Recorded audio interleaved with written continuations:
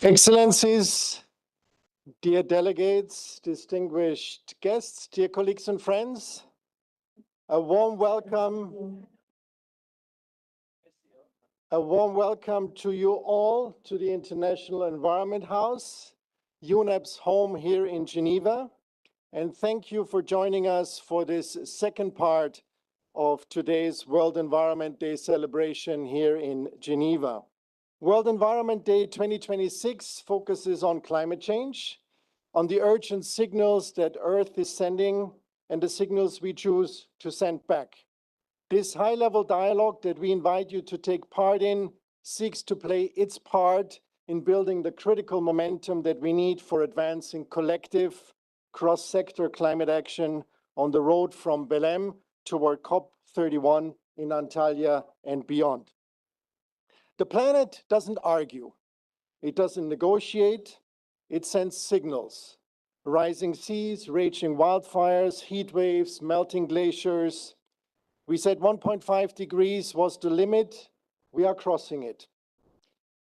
And 10 years after the signature of the Paris Agreement, and you can see over there to my right a commemorative plaque. 10 years after the signature of the Paris Agreement, this year's World Environment Day invites us to listen closer to these signals, to go beyond the noise, beyond delay, distraction, and denial. It calls all of us to step in, to move further, to steer a world already in motion. The question is no longer if change comes, the question is how can we guide this change and how fast it happens. Because beneath the noise, there is another signal rising.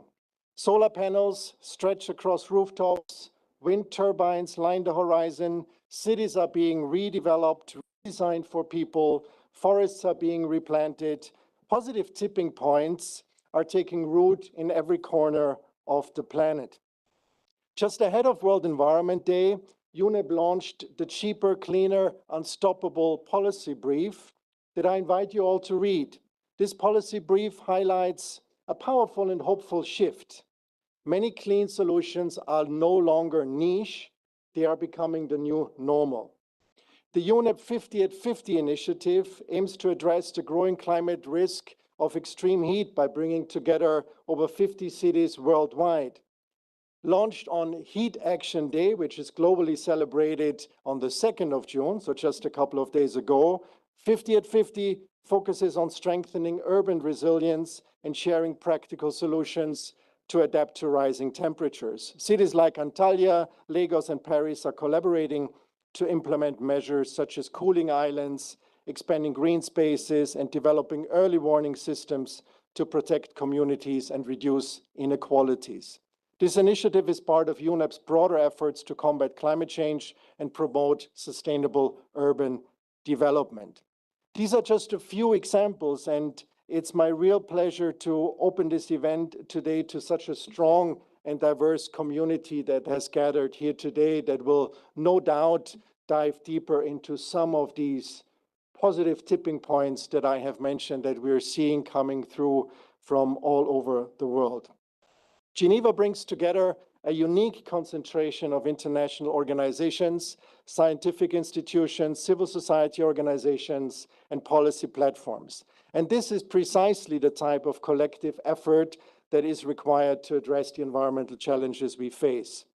Geneva boasts a rich network that works collectively day in, day out to address the interconnected crisis of climate change, biodiversity and land loss, and pollution. The forum that took place earlier this morning, just concluded, and probably in still parts of International Environment House here in Geneva still going on, underscored impressively, I would say, and showcased this experience and unique attributes of International Geneva. As we kick off this high-level dialogue, I would like to acknowledge the global host country of this year's World Environment Day, Azerbaijan. Located at the crossroads of East and West along the historic Silk Road, Azerbaijan is a land of remarkable natural diversity.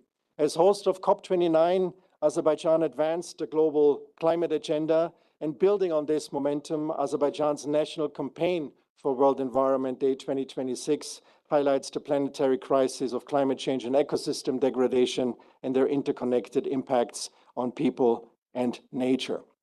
Building on this momentum, of course, I also want to acknowledge our host country, Switzerland, with whom we have the pleasure of partnering every year to bring together the Geneva community around World Environment Day, bringing the World Environment Day momentum to Geneva.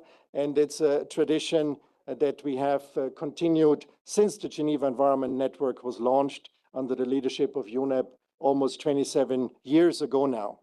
We are extremely grateful for this tremendous support provided by the government of Switzerland.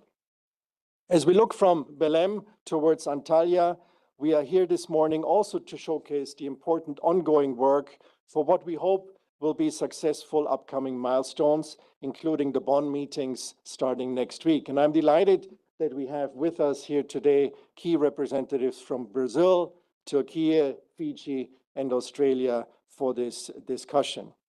And it is now my pleasure to turn to the global host of World Environment Day 2026, Azerbaijan, and invite the Deputy Permanent Representative to the United Nations Office and other international organizations here in Geneva, Marat Kangarlinsky, for his remarks. Excellency, you have the floor.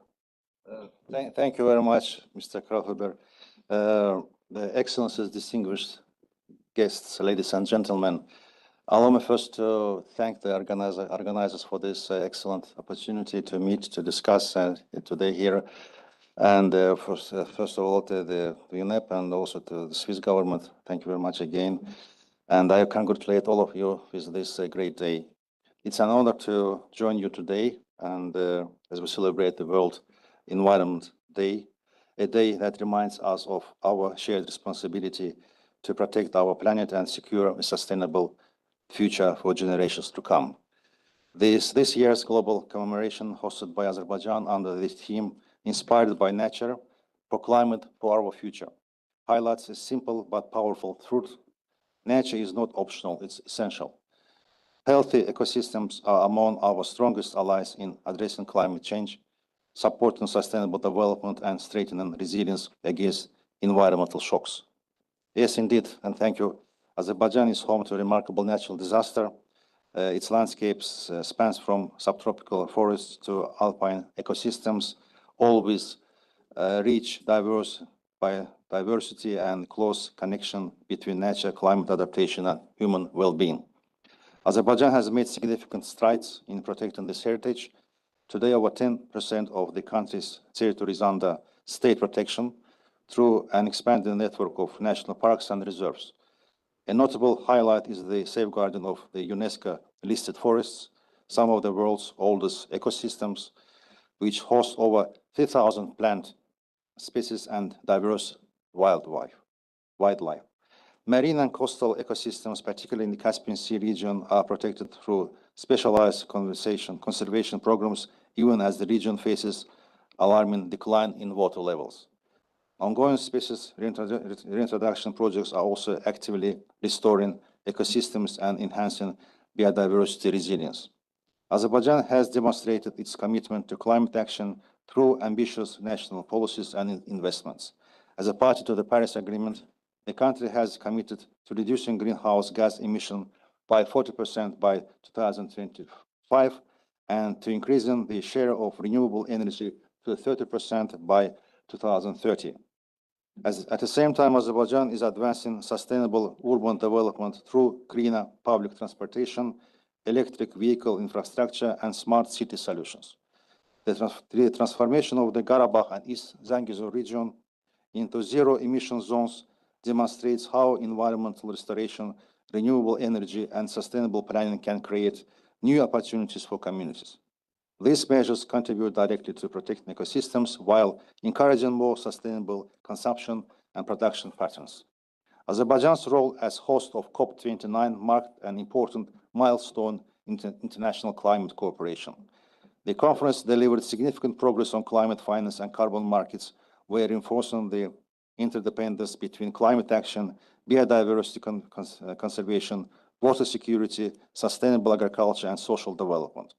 Through the COP29 Presidency Action Agenda, Azerbaijan advanced integrated climate approaches through initiatives focused on energy transition, climate resilience, water, sustainable food systems, human development, and inclusive climate governance. Global initiatives such as Baku Dialogue, Baku initiatives on human development for climate resilience, water for climate action, etc., highlighted the importance of connecting climate action with health, finance, trade, and nature protection. These outcomes reaffirmed the indispensable role of multilateralism in addressing global environmental challenges that no nation can solve alone. Azerbaijan has also continued to strengthen its contribution to the global environmental and climate agenda through hosting a series of major international events throughout the year. This includes the 13th session of the World Urban Forum, organized in May this year in partnership with UN Habitat. WUF 13 brought together more than 60,000 participants from about 182 countries in the world, making it the largest gathering in the forum's history. The event produced two major outcomes documents, the chair summary and the Baku call to action, which outline a robust framework to tackle housing affordability, displacement, climate vulnerability, and deteriorating living conditions. As we gather here in Geneva, a city synonymous with international cooperation, we are reminded that environmental challenges transcend borders. Climate change, biodiversity loss, pollution, and ecosystem degradation require partnerships across governments, international organizations, private sector, civil society, and local communities. The World Environmental Day is not only a celebration, it's a call to accelerate the implementation of our commitments, invest in nature-based solutions, support vulnerable communities, and place environmental protection at the heart of sustainable development. Guided by science, solidarity, and a shared vision for sustainability, we can build a more resilient, equitable, and prosperous future. I thank you.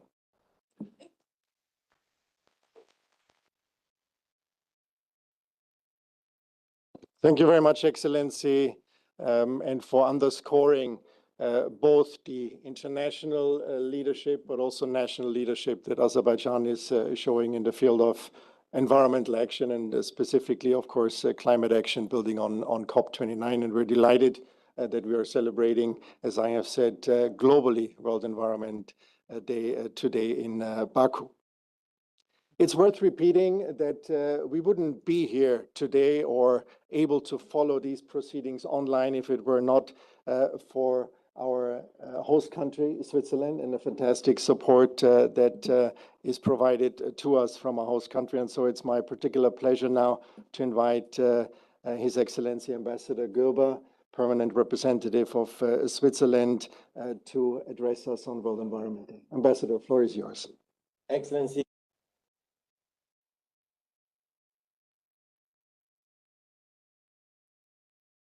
Great, a very good morning to all of you. It's such a great pleasure to welcome you to Geneva today to celebrate World Environment Day and to reflect on the collective actions we need to take in order to address the defining challenge of our time. I hope you had time enough to enjoy the breakfast and the open forum showcasing International Geneva's role in creating synergies and enhancing collaboration to drive climate action. As we look ahead to COP31 in Antalya, we will and should, of course, focus on the many challenges before us. But we must also recognize the progress achieved in our fight against climate change. The Paris Agreement is working. Whilst in 2015, we were headed towards a temperature rise of +4 degrees Celsius. The latest round of climate targets should reduce temperature rise to somewhere between 2.3 and 2.8 degrees Celsius. These are lives saved and negative impacts avoided across the globe. Global signals work. National climate targets and strategies are driving innovation and investment, for instance, in renewable energy. And the Paris Agreement remains near universal, despite the challenging geopolitical context. The objective of limiting global warming to 1.5 degrees Celsius remains within reach. But the window of opportunity is rapidly closing, as we all know. We need to ensure that all countries submit nationally determined contributions, NDCs, which are sufficient to uphold the 1.5 degrees Celsius objective. In this context, we look forward to the submission of ambitious outstanding NDCs before COP31. And we look forward to working under the leadership of Turkey and Australia, as well as previous presidencies, to ensure that we support the implementation of all our NDCs so that we can all achieve these objectives. To keep the 1.5 degrees Celsius goal within reach, it is critical that COP31 sends a strong signal of commitment to energy transition and presents solutions relating to the transition away from fossil fuels that the global community agreed 3 years ago. The current energy crisis shows the importance of ensuring a coordinated, managed transition. We would welcome the adoption of a global commitment on electrification, energy grids, and clean energy investments at COP31. And we also encourage all countries to develop national roadmaps for the transition away from fossil fuels. To make this transition work, we also need the necessary investments into low emission and climate resilient technologies. That's why we look forward to accelerating the alignment of all financial flows with the objectives of the Paris Agreement. Whilst the objectives of the Paris Agreement, which relate to greenhouse gas emissions and adaptation, are well known, it is equally important to ensure that all financial flows support low emissions and climate resilient development. We look forward to COP31 and in particular the new Veritas dialogues, which I have no doubt will bring us closer to a common understanding on these issues. For Switzerland, science must remain at the center of all our efforts as we are transitioning towards a fossil fuel-free future and effective climate policy. The work of the IPCC and the broader scientific community provides a solid evidence base upon which our decisions must rest. Scientific findings are not always comforting. Often they require us to do more than seems politically feasible. Yet this is precisely why we must continue to insist on the centrality of scientific approaches. At a time when facts are increasingly contested, processes informed by science are simply indispensable for effective policymaking and for maintaining public trust. International Geneva has a unique role to play in this endeavor.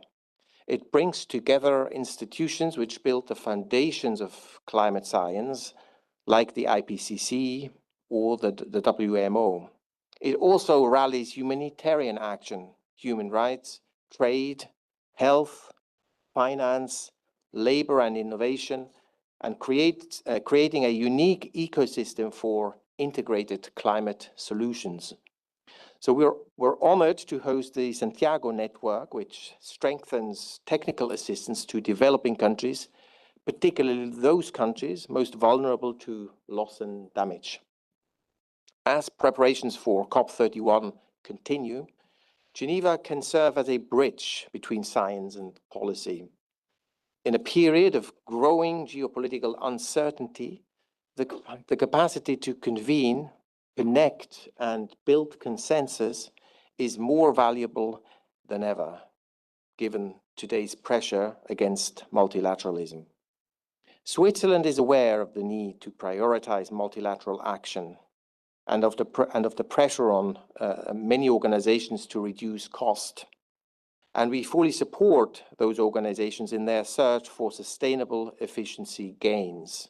However, we must be careful not to fall into the trap of short-termism and throw overboard the assets that we have all developed in Geneva over many years, starting with the ecosystem that I have just highlighted. This ecosystem is highly effective, but it's also very fragile. So it's our collective interest to take good care of it. Please count on us, on Switzerland, to support making COP31 in Antalya a success for our common fight against climate change. I wish you, all of us, a fruitful discussion and exchange on the advancement of climate action going forward. Thank you very much.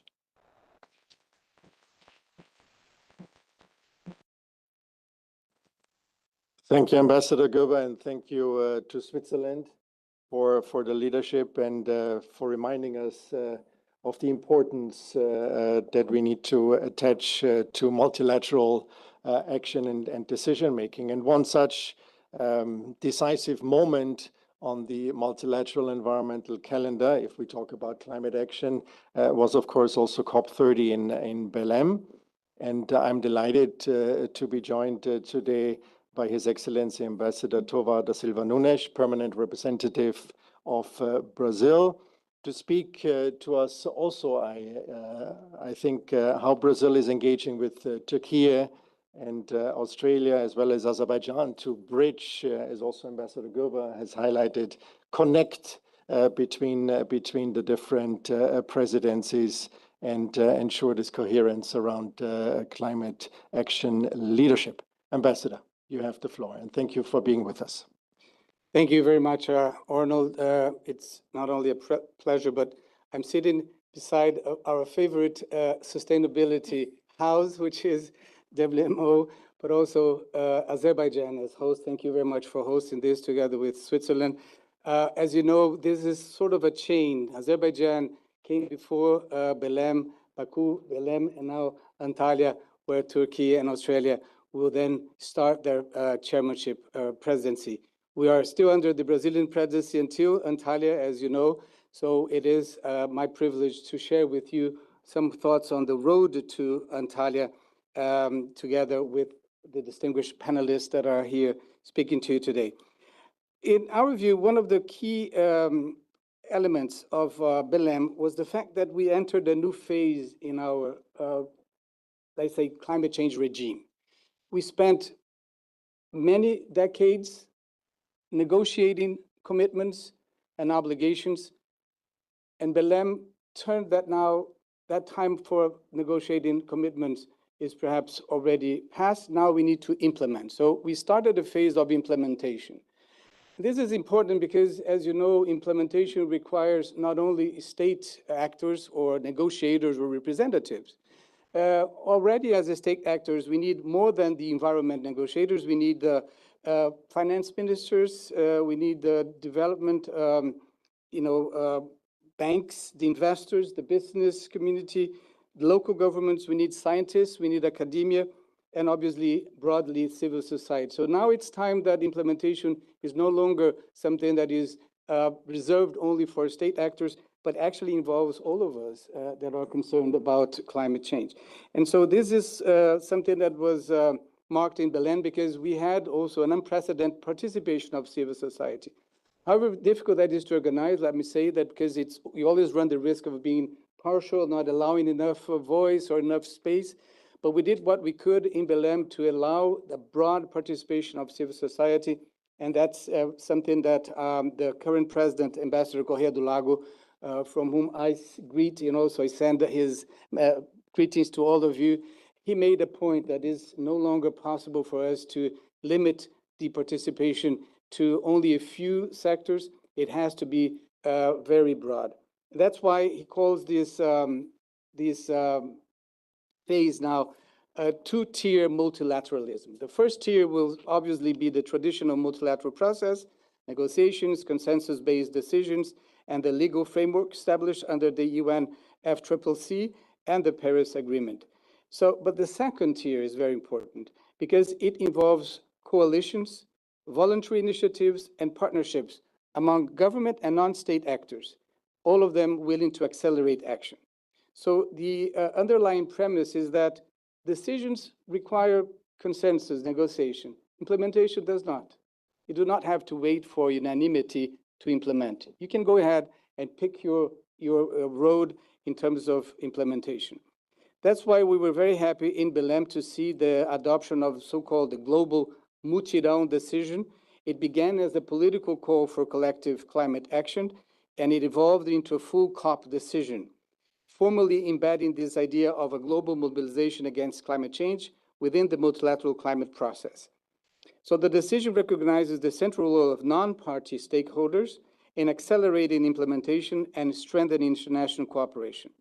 It also established something that is called Global Implementation Accelerator, which will be developed jointly by COP30 and COP31 presidencies as a platform to help translate negotiated outcomes into concrete delivery. So looking ahead to Antalya, the Brazilian presidency has identified 6 priorities for 2026. First one is the development of a roadmap for the transition away from fossil fuels. Second is a roadmap to halt and reverse deforestation, reflecting the central role of forests in climate action and sustainable development. Third, the continuation of the Baku to Belém roadmap on climate finance, which aims to identify pathways to mobilize at least $1.3 trillion annually for developing countries by 2035. Number 4, the strengthening of the action agenda as a more structured and measurable platform for climate action and implementation. Fifth priority, the operationalization of the Global Implementation Accelerator with a focus on scalable solutions and positive tipping points. And finally, regarding the adaptation, which is a central pillar of the climate regime, with renewed attention to strengthening resilience and adaptive capacity in response to increasingly frequent and severe climate impacts. So these priorities are closely linked to some of the major initiatives that were launched in Belém, and I can cite at least one of them. First is the Tropical Forest Forever Facility, which stands out as one of the most significant outcomes associated with our COP30 in Belém. The initiative is particularly noteworthy in that it gives developing countries and tropical forest nations a leading role in shaping the global forest agenda while establishing long-term incentives for the conservation of tropical forests. And as we move from Belém to Antalya, the task before us is to build on the foundations laid over successive COPs and translate them into tangible results on the ground. This requires bringing together parties and non-party stakeholders, as I've tried to emphasize, around shared objectives and practical solutions. Brazil stands ready to work closely with the incoming COP31 presidency to carry this work forward with a continued focus on strengthening multilateralism, bringing the climate process closer to people, and accelerating implementation. I thank you.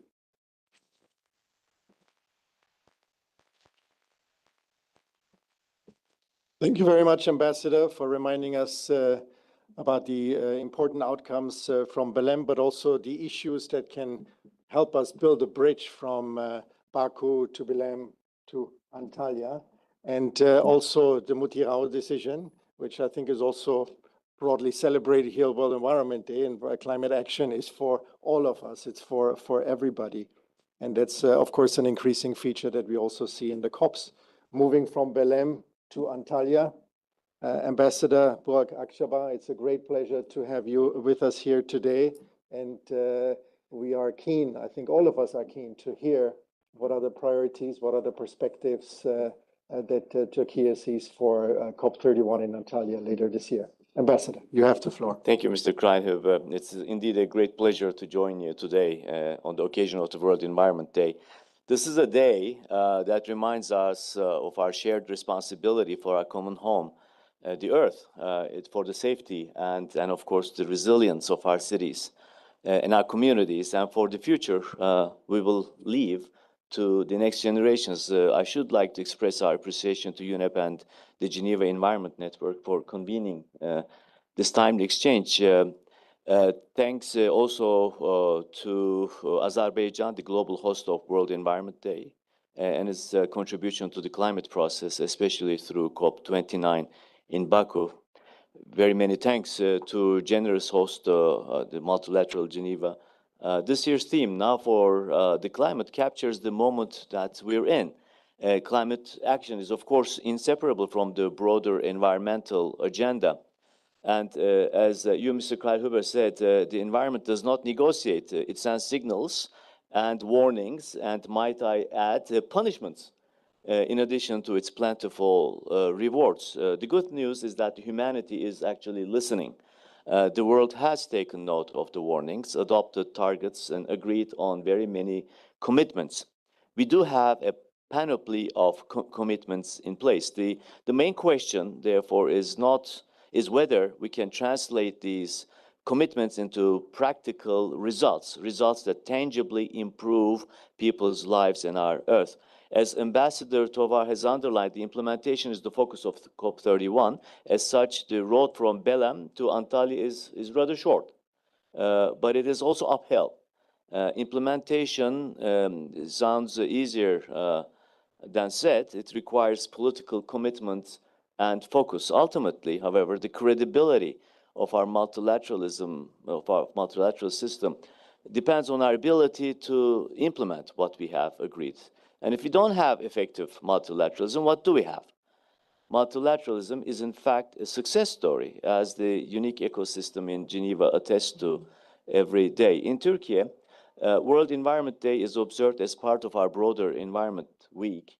We're hosting today the second Global Zero Waste Forum in Istanbul with participation from over 180 countries. The forum connects circular economy, resource efficiency, food waste prevention, and methane reduction with our broader COP31 vision, demonstrating on the World Environment Day how environmental action and climate implementation can reinforce one another.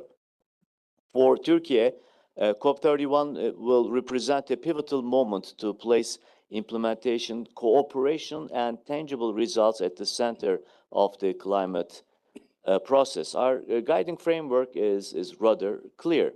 It's dialogue, consensus, and action. I repeat, action, action, strengthening trust, reflecting diverse national circumstances, and translating commitments into concrete results. We know what to do.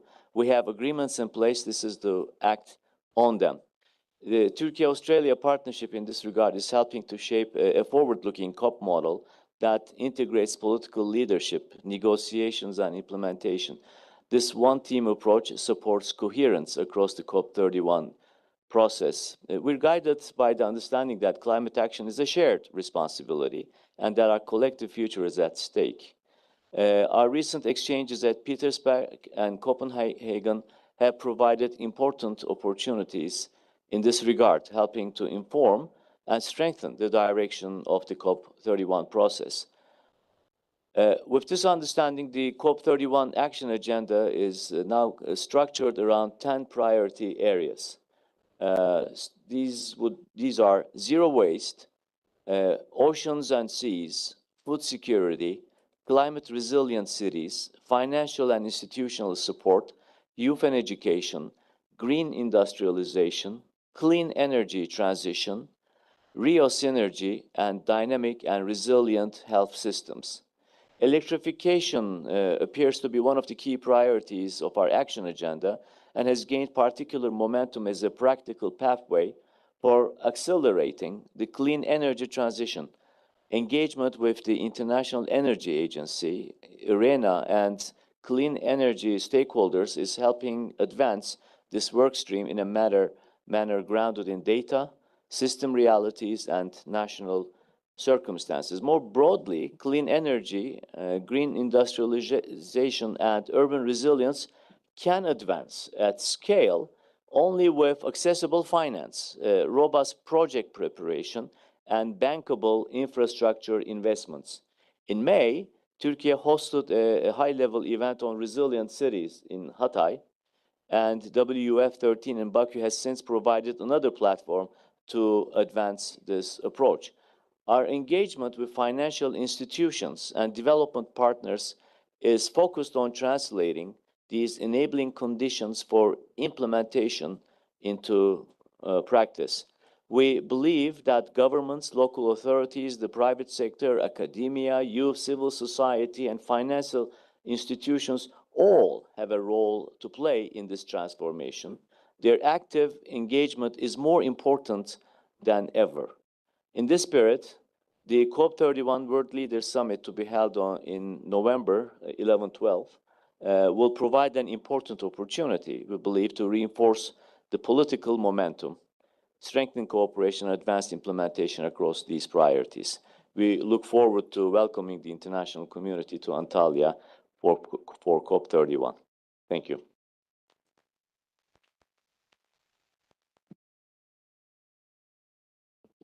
Thank you very much, Ambassador, and we're certainly looking forward to COP31 and to come to Antalya and give life to these priorities that you have mentioned, as well as continuing the climate change journey that the world is on collectively, as you have also mentioned.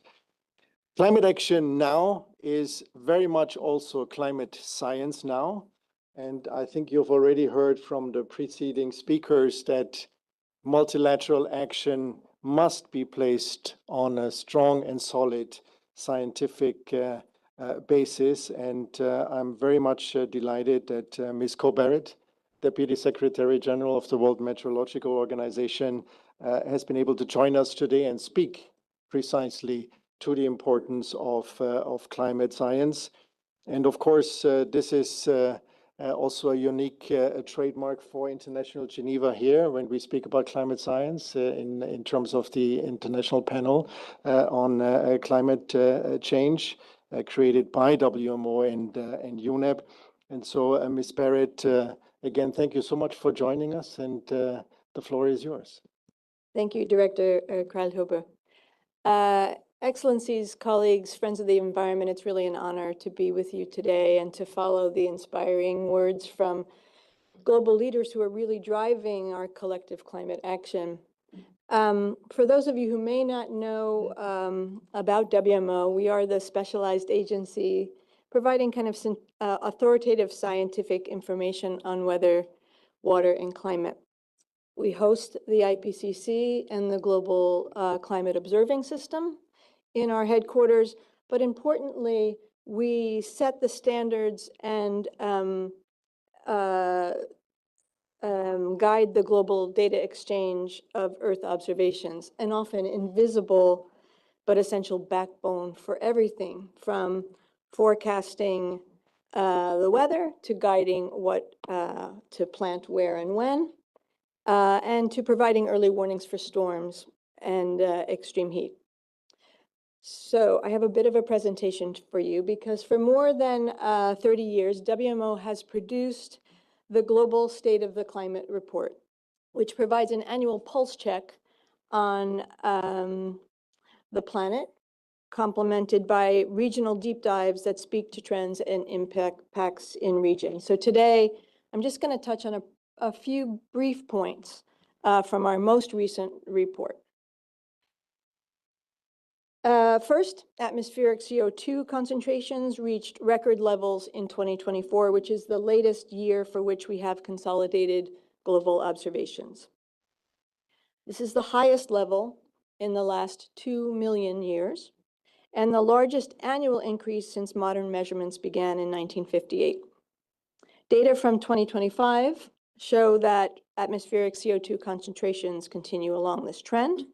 And while this graph shows a steady increase in atmospheric CO2 concentrations since the 1980s, it's important to take a step back to see the bigger picture. Hopefully this will collect. Thank you. Here with the longer view, we see that since the 1800s, CO2 has risen 50% and is climbing faster with the passing decades. This graph also shows the close correlation between increasing atmospheric CO2 concentrations and increasing global temperatures. In fact, 2025 was approximately 1.43 degrees C above the pre-industrial average, making it the second or the third warmest year on record, depending on the data set that's used. This follows on 2024, which we all know was the hottest year on record. More striking still, the 11 warmest years on record have all occurred since 2015. Many are asking what the development of El Niño could mean for global temperatures over the coming months and into next year. El Niño, as you may know, is a naturally occurring climate pattern associated with unusually warm sea surface temperatures in the equatorial Pacific Ocean. And this week, WMO released an update indicating an 80% probability that El Niño conditions will develop between June and August of this year, rising to a 90% probability by the end of the year. And while there is still some uncertainty regarding its strength, current forecast models suggest that El Niño is likely to be at least moderate and could potentially become strong. This matters because El Niño has a significant influence on global weather patterns. It can amplify climate extremes, including heat waves and heavy rainfall, and may contribute to further increases in global temperature in 2026 and or 2027. And I would encourage you, if you have an interest in this topic, we have a lot of resources available on our WMO website. The Earth's energy imbalance, which is a critical measure of the rate at which energy enters and leaves the Earth's system, has increased since 1960. In a stable climate, incoming energy from the sun is about the same as the amount of outgoing energy. However, increasing concentrations of greenhouse gases disrupt this equilibrium. As a result, the Earth is trapping more heat than it releases into space, and that imbalance has been growing since 1960. But since 2001, the rate of heat buildup has more than doubled, meaning the planet is falling out of balance faster than ever before. And as you can see from this pictograph, only 1% of this excess energy is held in the atmosphere. But even this small fraction has been enough to drive record global temperatures. The vast majority of the excess energy, over 90% of it, is taken up by the oceans, resulting in record ocean heat content in 2025. Another 3% is taken up by the cryosphere, contributing to the exceptional melting of glaciers and ice sheets in recent years. So why does all of this matter? It matters because climate change is no longer a distant threat. It's affecting our daily lives, increasingly through more frequent and intense extreme weather events. This slide shows just a small snapshot of the many extreme events in 2025, from tropical cyclones, floods, droughts, to wildfires and heat waves, affecting millions of people and causing billions of dollars in losses. Some of these events are frankly outside of the historical record, or are occurring where these types of extremes are not expected, presenting new challenges for early warning systems. Because it's hard to prepare or to adapt to something you've never experienced or cannot imagine. So COP31 presents an opportunity to provide an anticipatory update on what the global indicators will show for 2026. We will bring an update to this information. But it's also important to maintain momentum for filling observational gaps and advancing early warnings in support of adaptation and informed decision-making. And with that, I thank you for the opportunity to brief you on the science and look forward to providing an update on these and other climate indicators at the upcoming COP. Thank you.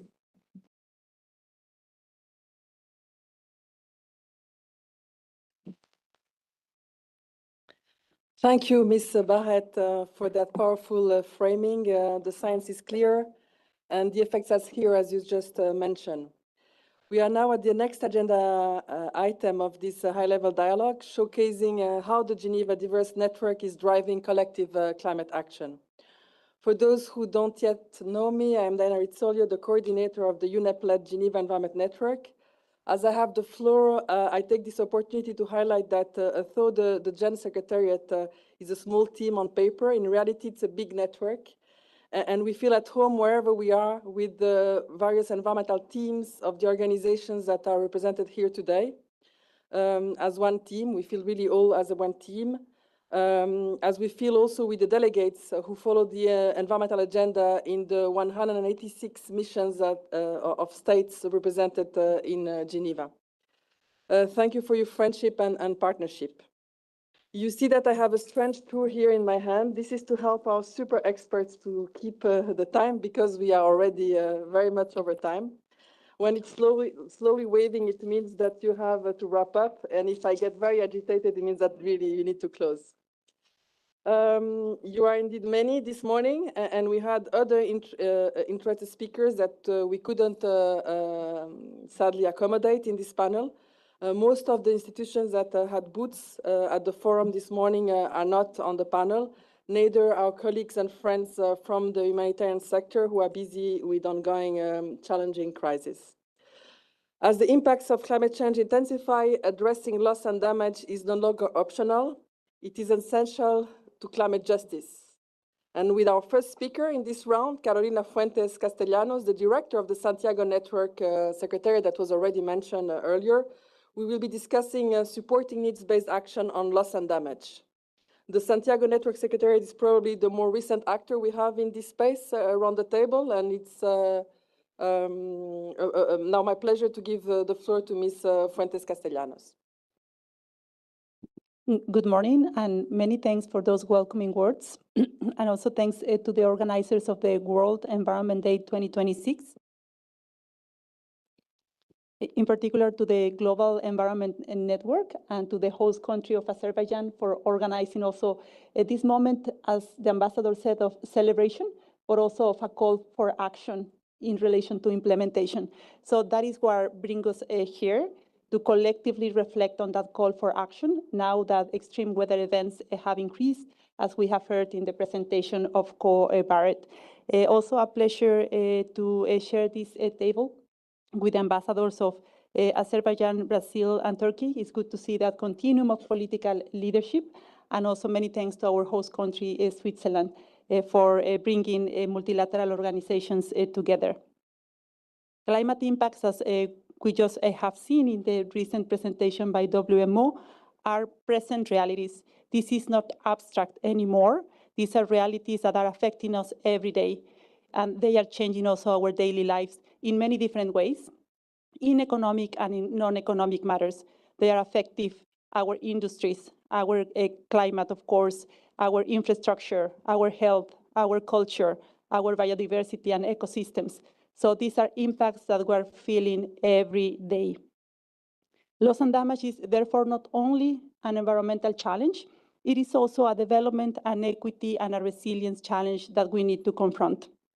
The Santiago Network has been established precisely to ensure that no country is facing these challenges alone, and that they receive the support that they need by connecting the needs that they have with the actionable support coming from our network of experts.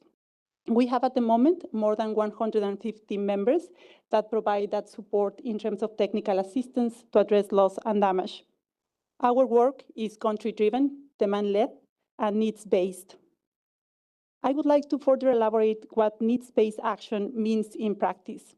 For the Santiago Network, this means that support is based on needs identified by the countries and by communities themselves, not by externally defined priorities. Also, that support is shaped by national circumstances and local realities, and not by pre-designed solutions. Finally, and importantly, also the support is inclusive and community-based, with a strong focus on making sure that vulnerable communities are part of the design and are part of the response to the losses and damages that they experience. This approach is at the heart of our mandate, as we catalyze technical assistance coming from countries and communities in developing countries, mobilizing the expertise of our network of members. This ensures the national ownership of solutions, the relevance and sustainability of the interventions that we support, and also that those more affected by climate change can also be part and agents of the solution. For us, it's important also to work very in close proximity with the countries we serve. And it's very good also to see many representatives of member states. We have national liaisons to the Santiago network that have been appointed, and also focal points to the Climate Convention. They are our natural counterparts.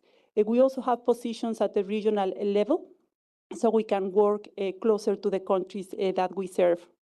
Our priorities towards COP31, and I will just list a few mindful of time, are ensuring that technical assistance delivery is also expanding to different geographies.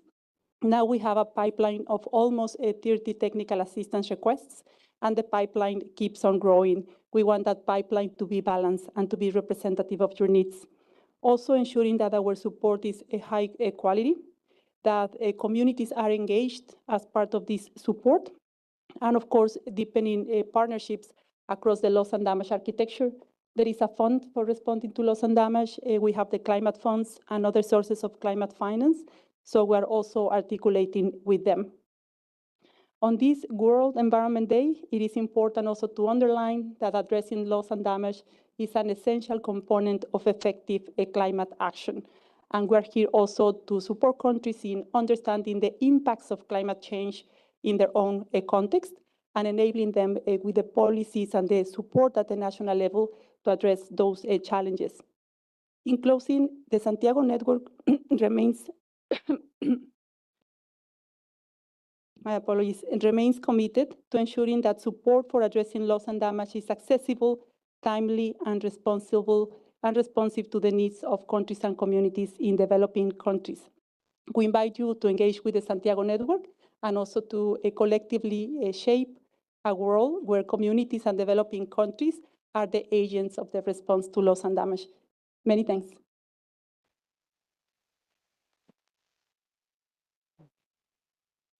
Thank you, Ms. Castellanos, for your presenting of the Santiago Network and its critical work. Good morning, everyone. My name is Itao. I am an intern at the UN Environmental Management Group. Happy to co-moderate this session this morning. We are lucky to have with us the International Labour Organization, especially during the International Labour Conference currently happening in Geneva. ILO has once reported that more than 70% of the global workforce is likely to experience excessive heat during work. They are reminding us that climate action must be fair and inclusive, ensuring workers and their communities are not left behind.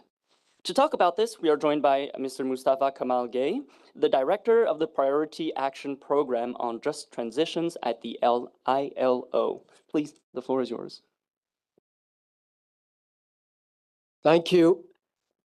Excellencies, ladies and gentlemen, decent work and progress on social justice depend on a healthy planet and very well-functioning ecosystems. We estimate that 1.2 billion jobs in agriculture, in manufacturing, in services depend on the good health of our planet. The uncontrolled patterns of climate change that we experience is going to be one of the biggest risks to achieving a decent work for all. We estimate, as the moderator has said, that the phenomenon of heat stress alone is going to put at risk 2.4 billion workers. This is 70% of the total workforce. It is also going to impact labor productivity. We have estimated by 2030, on a global average, the world may lose up to 2% of labor productivity. That 2% figure is the equivalent of 80 million full-time jobs. But there is a good and a positive story as well. We find that if climate action is done in a very coherent, integrated manner, it can be a very powerful driver for decent work creation. Our estimates is that by 2030, the world could generate up to 100 million additional jobs. We have worked together with the UN Environment and IUCN to produce a regular assessment of decent work in the so-called nature-based solutions. Our latest assessment indicates that 60 million people around the world today are engaged in activities of ecosystem rehabilitation and all that comes in terms of nature-based solutions. What it means is that action on climate adaptation itself can be an engine for job creation. Last year, together with the World Bank and the Circular Economy and the Partnership for Action on the Green Economy, we carried the first global estimates of decent work in the circular economy.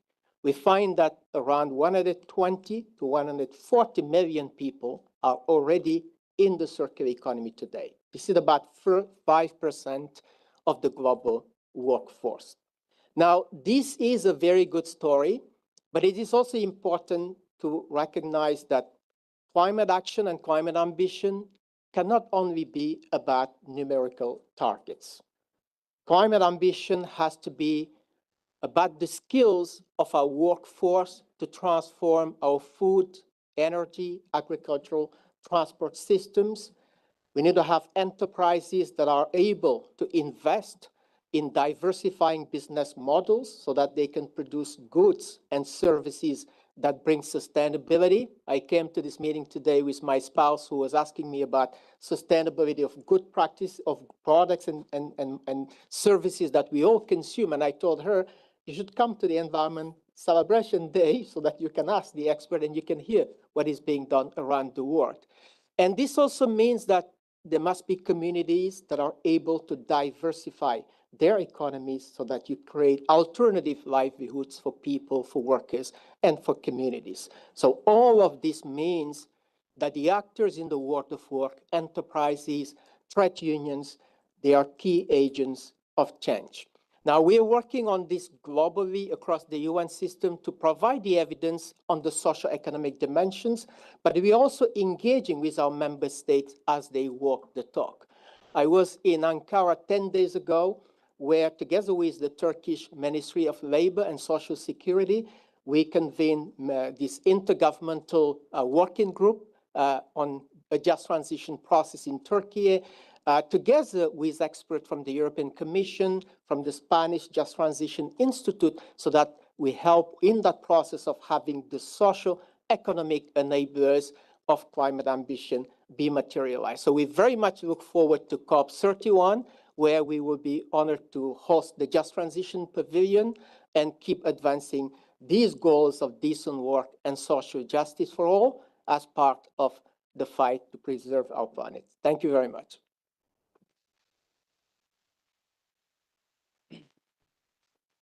Thank you for your input. Climate change is not only an issue for labor, but it is also affecting everyone's health in a myriad of ways. It is expected to cause approximately 250,000 additional deaths per year from floods, hurricanes, and storms to undernutrition, malaria, and heat stress. Knowing this, integrating health issues is a key way to transform an ever-increasing collective struggle into collective action. And a great example of this effort is the Alliance of Transformative Action on Climate Change and Health at the World Health Organization, gathering over 100 countries.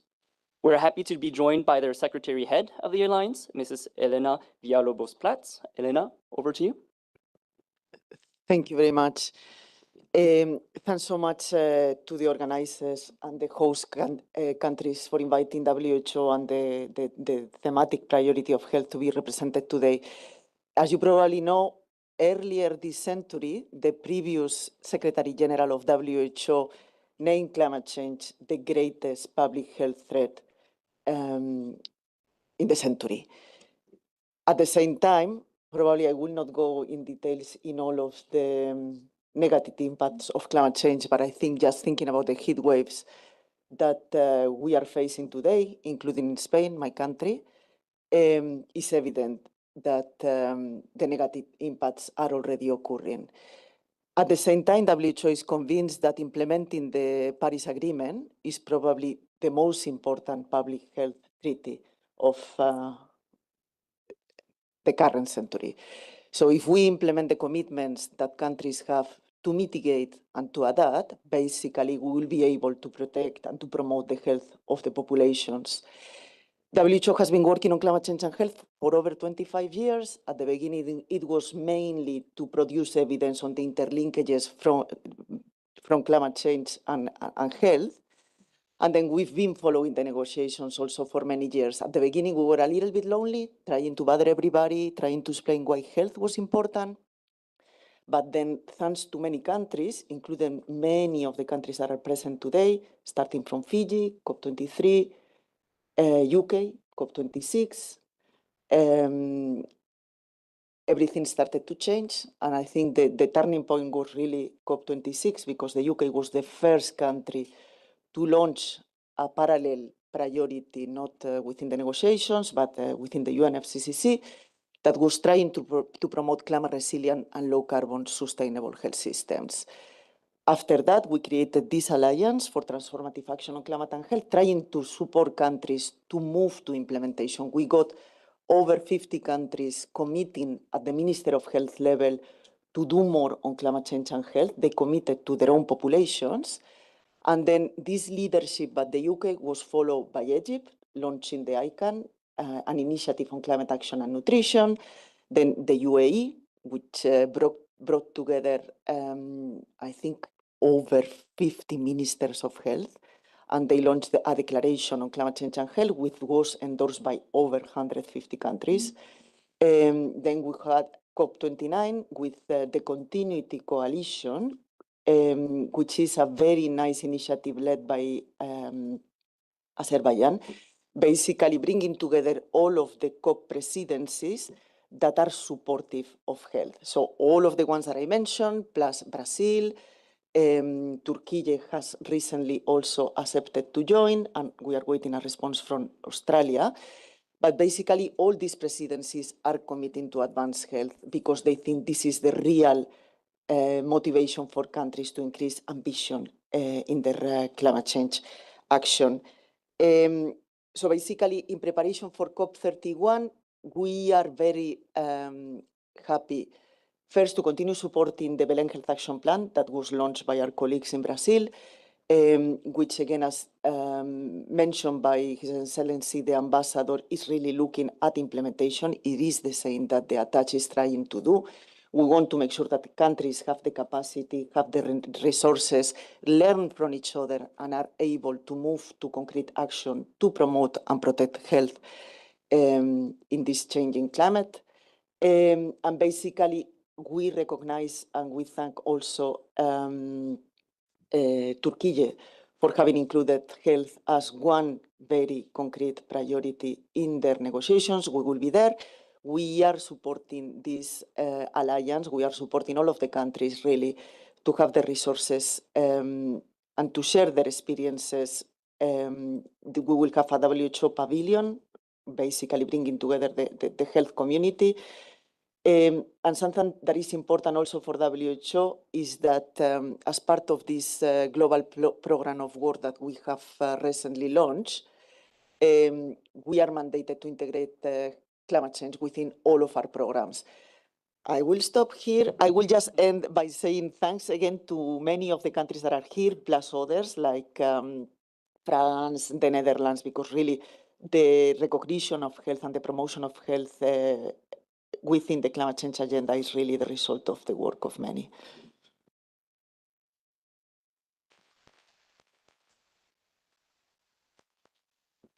Thank you, Mrs. Villalobos-Prats. And for anyone I haven't met yet, I'm Ilona. I joined the Geneva Environment Network team this week as an intern.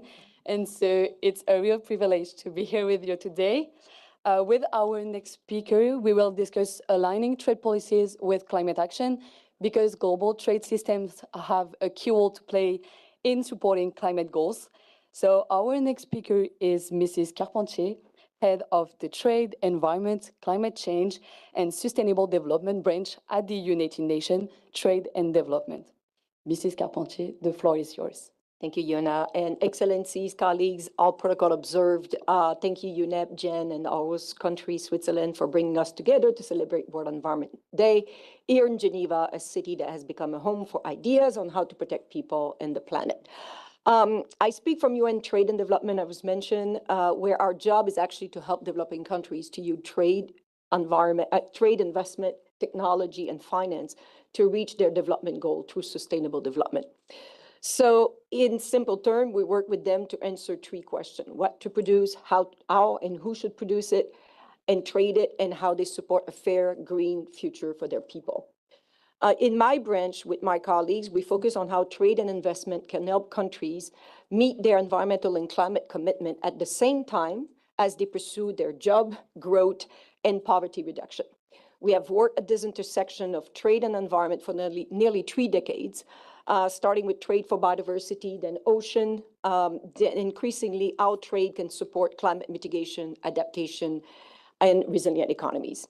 Let me start by the big pictures. Developing countries, especially least developed countries and SIDS, are among the most affected by compounded impact of climate change, biodiversity loss, and pollution, even though they contributed least to the cumulative emissions. They also need to develop their economy the most to fight poverty and create decent work. So the question is not do we cut emissions, but how do we cut emission while also building stronger, more diverse, more resilient economies? This is where trade come in. Looking ahead to COP31, accelerating climate action will depend not only on higher ambitions as on papers, as the delegation, the ambassador from Brazil mentioned, but on implementation in the real economy as trade can support these action in 3 ways, and I'll try to go fast. First, trade can improve access to the goods, services, and technology needed for mitigation and adaptation. They include solar panel, wind turbine, efficient cooling system, the system to protect people from heat wave, as was mentioned, and the equipment and services needed to make building more energy efficient or agriculture and climate resilient. UNCTAD analysis show that global trade in solar and wind technology has grown faster than trade in other industrial goods. But tariffs on these are still higher. And in many of these environmentally preferable goods, tariffs are still higher. And they're still higher among developing countries that could trade better amongst themselves. There's also an increasing and non-tariff measures that are being imposed, as well as other trade restrictions. When countries cooperate to reduce these barriers and on standard, green technology become more affordable and more widely available. Second, trade can help mobilize investment and support the greening of value chain. When trade and investment, industrial policy pull in the same direction, countries can identify climate strategic direction, sectors, attract investment in them, build decarbonized domestic productive capacity, and move up value chain instead of exporting only raw materials. This is especially important for these developing countries that need to that create these jobs. And third, trade policy can help turn climate commitment into workable policy packages. UNCTAD mapped trade-related measures in climate plan, NDCs of 60 developing countries. And basically, we found 680 measures, but they're not often labeled as trade measures. They're renewable energy, energy efficiency, sustainable value chain, but really you need to use trade to get access to those and make them affordable.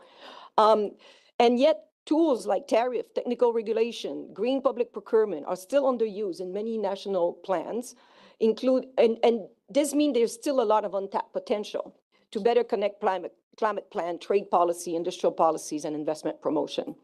To respond to this gap, we've developed a guide for policymakers on trade policy to advance national plan. And I must say, we also felt pretty lonely at the beginning of the COPs, where we hosted these pavilion with WTO ITC on trade and the role of trade in achieving the climate plan. But now we feel that the awareness has been raised. But this guide now is to help, it's a guide, the practical guide, step-by-step process to identify these strategic sectors, design concrete trade measures that facilitate access to adaptation and low-carbon technologies, and enable countries to move up and diversify their economy, which also increase resilience. I just give you a few quick examples on what that means for the Gambia, Madagascar, and Senegal. So Senegal basically look at their national expert design trade-related climate measure ranging from low-carbon tourism to reducing emission in fast-growing oil and gas. The Gambia proposed measure including investment in decentralized renewable energy to add value to their fisheries before export and using fish waste to produce fertilizers. These are concrete examples of how trade and climate and development can work together to make implementation real for people and more effective. And we are sharing these lessons in 3 ways. One is implementing the plan for accelerated solution. I'm concluding, Diana, on leveraging these means of implementation for climate under COP30 and now at COP31. And for the Reform Action Agenda, offering a trade and climate e-learning class where we have 800 people that are registered and finishing the course now, and informing the intergovernmental negotiation, including UNFCCC, and the dialogue on the 13th of June, where we're going to be talking about trade and climate. Thank you so much.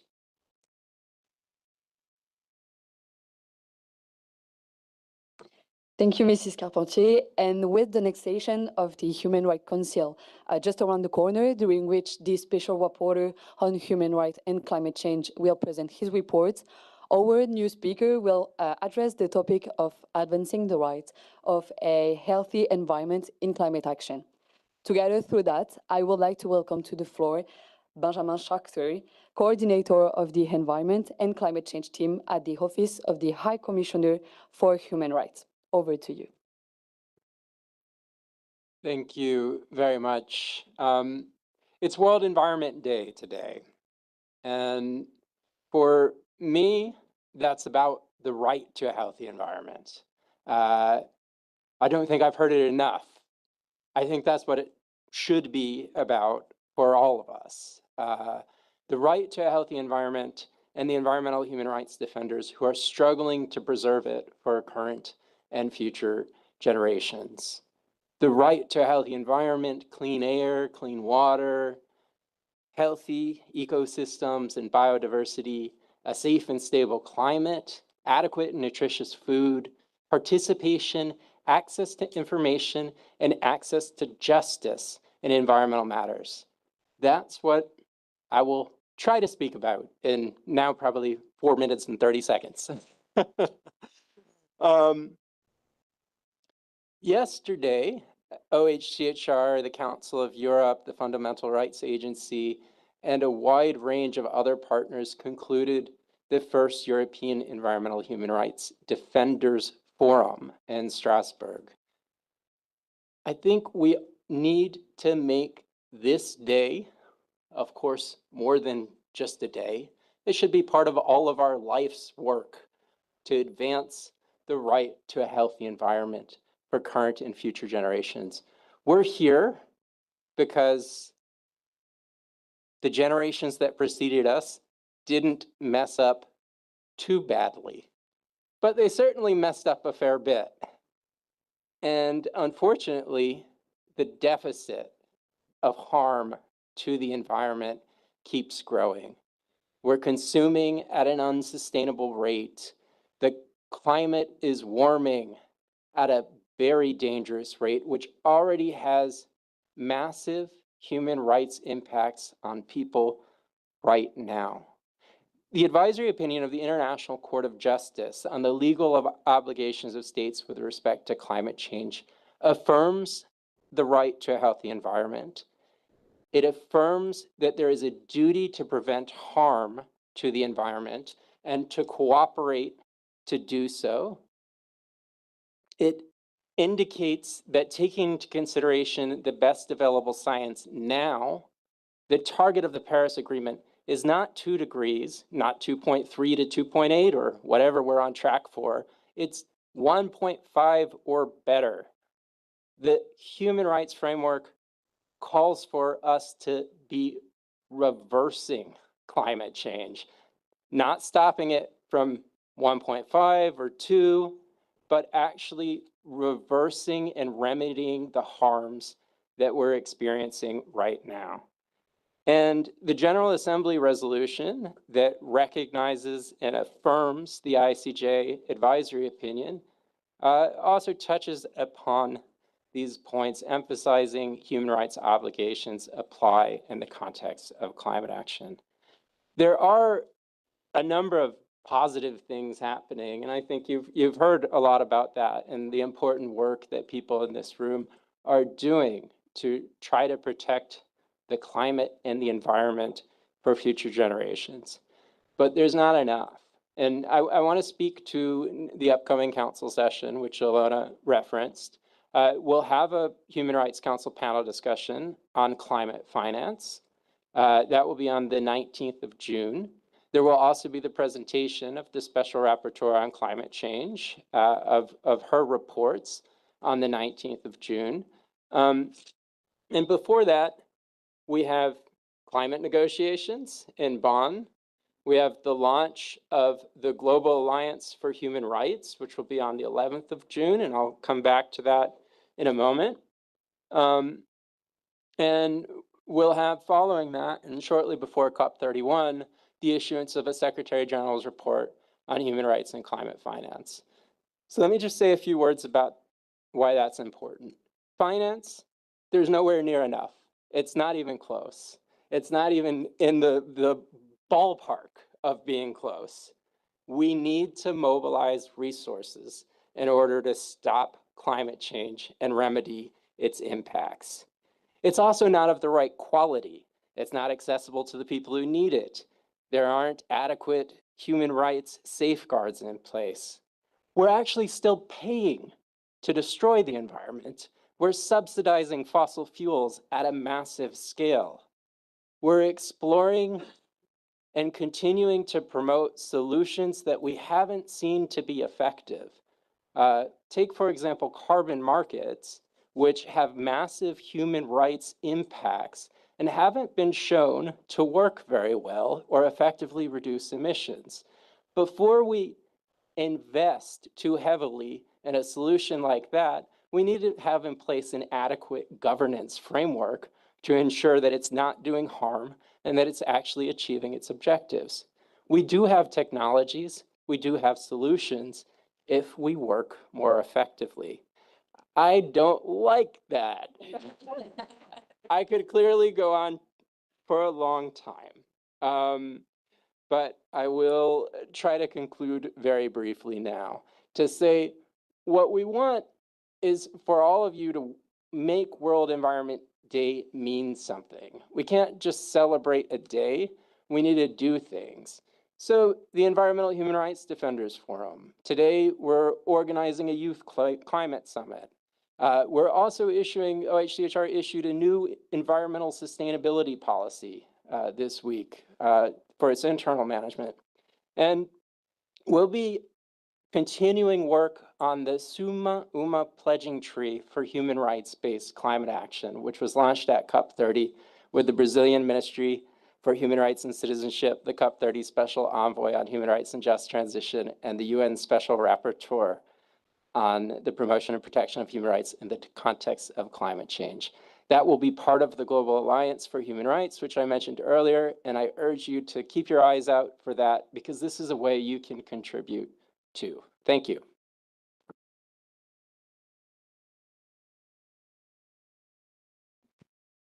Thank you, Ben, for reminding us that World Environment Day means something beyond the celebration. I'm Claudia Schiavelli, and I've been part of the Geneva Environment Network team for a little longer than Ilona, about 3 years. And so now with our next speaker, we will address tackling incentives and debt for the transition away from fossil fuels, as we find ourselves at a pivotal moment in the global conversation on climate finance and the transition away from fossil fuels. And just days before countries meet for the Bonn meetings, climate talks. So we have Iveta Gerasimchuk as the Director of International Strategy at the Energy Strategy for the International Institute for Sustainable Development, and as most of you know as ISD, and you have the floor. Thank you. Thank you very much. Excellencies, distinguished guests, it's a pleasure to share the highlights of our work. There was an excellent segue from the previous intervention on the importance of finance, and I was asked to speak particularly about finance in this forum. ISD engages, of course, with all organizations in the room and with many governments on the intersection of various topics in international negotiations and multilateral processes. But I was asked specifically to talk about our role in supporting the new process, which is not a negotiation, but the front-runner movement of the countries about 50 countries who are willing to move on with implementation of the transition away from fossil fuels. So I'm talking about the Santa Marta process that started with a conference in Colombia in April this year. It was co-chaired by Colombia and the Netherlands, and the next conference will be co-chaired by Tuvalu and Ireland. And ISD has been named as the organization who is supporting the process, particularly on financial incentives and macroeconomic dependencies. So indeed, finance for this is not even close to the needs that we have. So it's about several trillion per year. And it's about 2-3 times more than clean investment, clean energy investment, and clean industry investment now. For the countries who were there in Santa Marta and who continue with this process, it's about implementing some of the solutions which are already on the table, and in particular, ISD supporting 2 of mobile alliances as well, the Beyond Oil and Gas Alliance and the coalition on phasing out fossil fuel incentives, including subsidies. And I'm pleased to see a lot of governments who are members of these groups represented in the room. But there are also Powering Past Coal Alliance. There is also the Clean Energy Transition Partnership and many other initiatives that demonstrated the implementation progress despite very challenging environment and despite energy prices, fossil fuel prices being quite high at the moment and creating additional challenges. So in practical terms, our work is focusing on topics such as debt sustainability and the fiscal space that is needed for the transition and which is extremely narrow. And here I can cite the example of the Clean Energy Transition Partnership, which includes a lot of export credit agencies, governments, but also multilateral development banks, and which since its inception in 2021 was able to reduce the investment of public finance for fossil fuels by 78% and move towards more investment into clean energy at the scale of about 25 billion per year. And then on fossil fuel subsidies, yes, they're still in the at least $1 trillion per year. So that's roughly the new collective quantified goal on climate finance. And that's the money which is not just straining public budgets, but is also undermining public health and is money not invested in the transition and into the future. And again, here we are supporting the coalition of 17 governments on phasing out fossil fuel incentives, including subsidies. And we are working very closely also with the Brazilian COP30 presidency on the roadmap for transitioning away from fossil fuels, where these solutions, including subsidy reform, are very prominent. So here in Geneva, it is about implementation, and it is about making high-level political commitments actionable and concrete. Sometimes it means working with coalitions of front-runners. So we expect more discussions about this in Bonn, but also at the London Climate Week and online, and we look forward to working with all of you.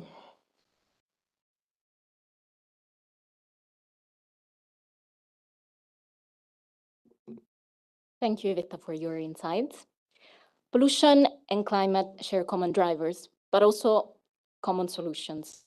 We have heard earlier that zero waste is a key priority for the COP31 presidency.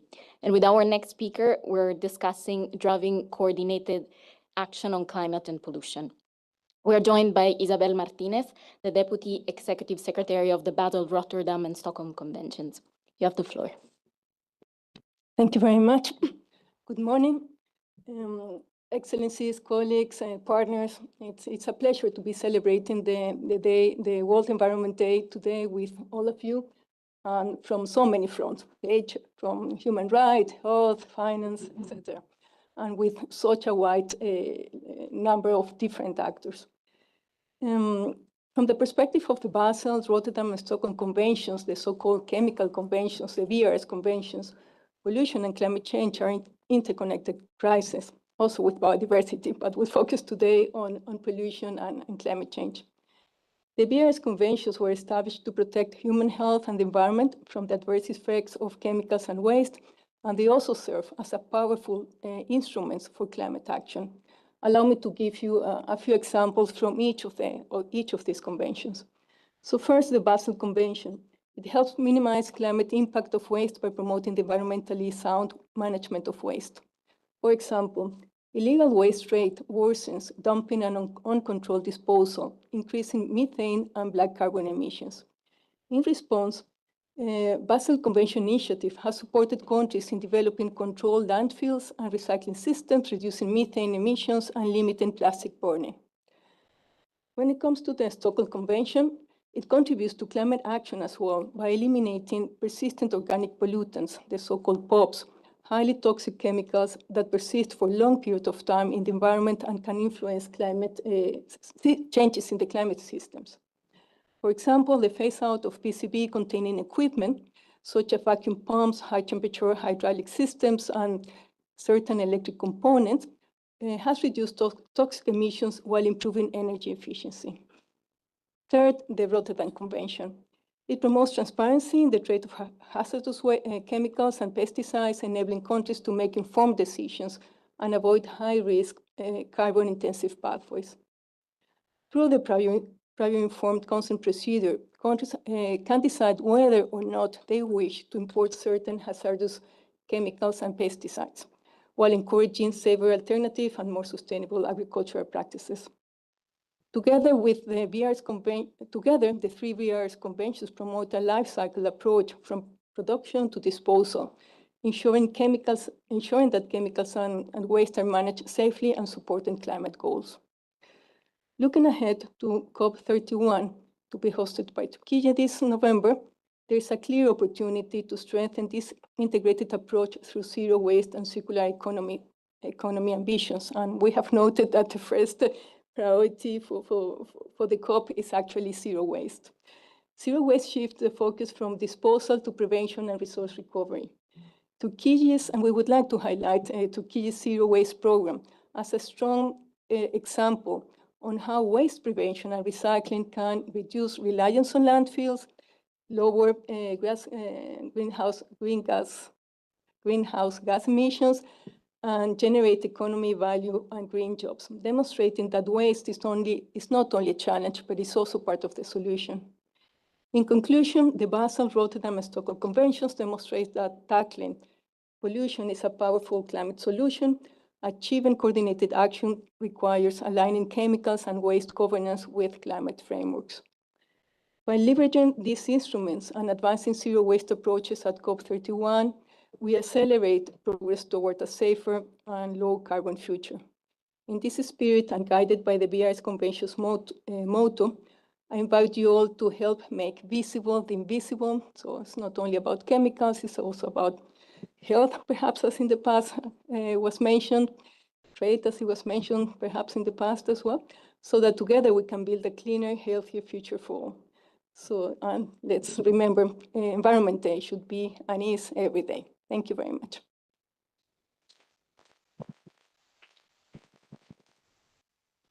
Thank you very much, Isabel, for highlighting the importance of integrated approaches to tackling both pollution and climate challenges. So hello, everyone. I am Yasmina Awad, and I recently actually concluded my internship at the Geneva Environment Network, but I'm very happy to be here supporting today. So as we've heard, addressing the interconnected triple planetary crises requires coordinated action across pollution, climate, and nature. So with that in mind, our next speaker will now be discussing driving coordinated action for nature and climate. And we are joined by Sonia Peña Moreno, the Director of the Center for Policy and Law at the International Union for Conservation of Nature, the IUCN. Sonia, you have the floor. Many thanks. Many thanks for the kind invitation to join today's World Environment Day, and happy World Environment Day to everyone. This year's theme of World Environment Day underscores a simple truth. Tackling climate change is no longer optional, and it is no longer someone else's responsibility. It's for everyone. So everyone must step up, go further, and act faster. I would like to acknowledge the leadership of Azerbaijan, Brazil, Turkey, and Australia. IUCN has been proud and is proud to support COP presidencies in elevating the nature and climate nexus and building momentum for joint action. We have heard and we know that impacts of climate change are already stark, including for nature. The emperor penguin and the Antarctic fur seal are now both listed as endangered in the IUCN Red List of Threatened Species. This is due to declining sea ice and reduced food availability. But the bottom line is due to climate change. But this is not a moment of paralysis. It is a call to accelerate the pace and to increase ambition. We must strengthen efforts across all sectors to keep the 1.5-degree goal alive and within reach to deliver the 2023 global stocktake commitments. That is, transitioning away from fossil fuels and halting and reversing forest loss by 2030, and many more. These are urgent priorities, but let's face it, people outside rooms like this one feel that these discussions are distant from their realities and they don't really follow and understand all the discussions that we're having here. However, there are reasons for optimism, and I think that we should focus on those reasons for optimism and the success stories that we have available. It won't come as a surprise that being from IUCN, I put at the forefront nature-based solutions, which centered on the conservation, restoration, and sustainable management of ecosystems, offer one of our most powerful tools to tackle climate change. Adaptation and mitigation. They provide solutions for many of the challenges that we face in terms of climate change, while advancing biodiversity, health, and development goals, and also decent jobs, as we heard before. The evidence is compelling. Mangroves alone provide over 65 billion US dollars annually in flood protection and safeguard around 15 million people. Coastal ecosystems benefit more than 500 million people, generating over 100 billion US dollars per year. And the facts are, there are more and more. I'm not going to go into the details because soon Diana is going to start rattling. So to unlock this NBS potential, or nature-based solution potential, we need a stronger alignment across the 3 Rio Conventions. And I think that is really key.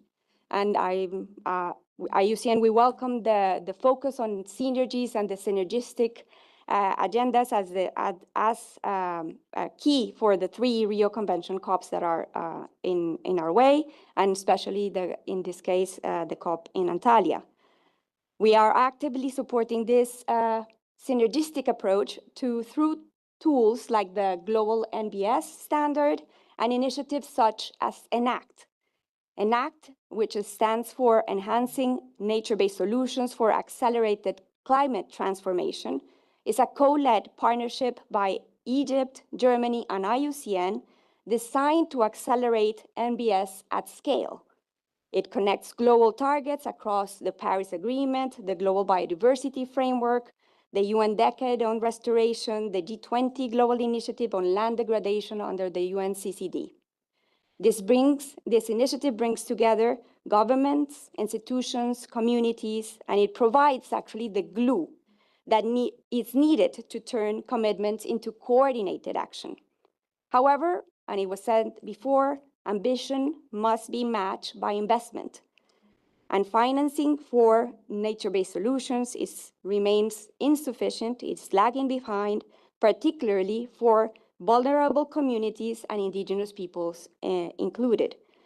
This is made clear, or was made clear, by IUCN members in numerous resolutions adopted in our recent Congress in Abu Dhabi last year. Finally, I'd like to conclude by saying that IUCN remains closely engaged in advancing the global climate action agenda. We'll have an expert delegation heading to Bonn next week, and of course, a strong delegation heading to Antalya, accompanying, and supporting the process at COP31. We're going to have a pavilion, Unite for Nature pavilion, where we are hoping to see many of you there. And again, many thanks to the Geneva Environment Network and to the hosts of today. Happy Environment Day.